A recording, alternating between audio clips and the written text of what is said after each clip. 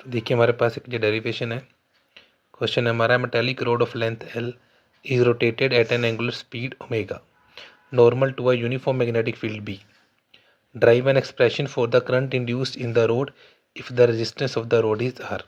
तो हमने देखो क्या किया, सबसे पहले एक मैग्नेटिक फील्ड कंसिडर किया आउटवर्ड डायरेक्शन में, फिर हमने क्या किया, एक रोड कंसिडर की। ये मान लिया हमने एक रोड है जिसकी लेंथ कितनी दे रखी है हमें एल। ये क्या कर रही है, ये रोड इस सर्कल के अलोंग क्या कर रही है, रिवॉल्व कर रही है। तो कि ये रोड क्या कर रही है, ये रोड जो इस तरीके से ये सर्कल बना रही है, इस तरीके से ये रोड क्या कर रही है हमारी, रोटेट कर रही है। तो मैंने क्या कर दिया, इसके अलोंग एक सर्कल ड्रॉ कर लिया। तो हमने मान लिया कि कुछ टाइम के बाद ये जो रोड है हमारी वो इस पोजीशन पे पहुंच गई। तो ये एंगल हमने कितना मान लिया, थीटा। ये एंगल हमने कितना मान लिया, थीटा के बराबर। लेबलिंग कर लेंगे, जो ये लेंथ ये भी एल होगी वैल्यू हमारी। इसका मतलब जो इस सर्कल का रेडियस हो गया वो भी कितना हो गया हमारा, L.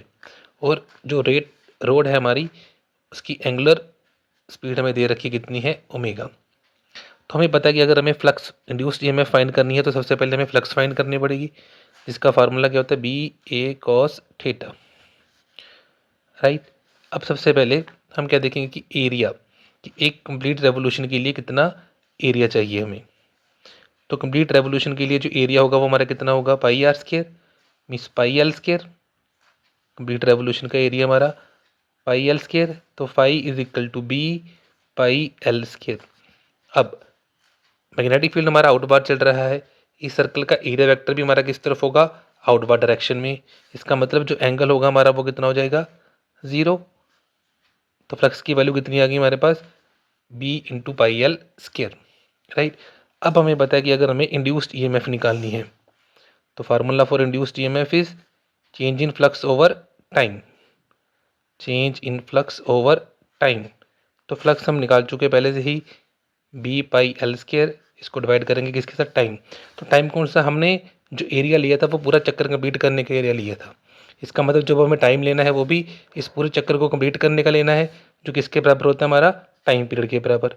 That means induced EMF is equal to change in flux B pi L square divided by T.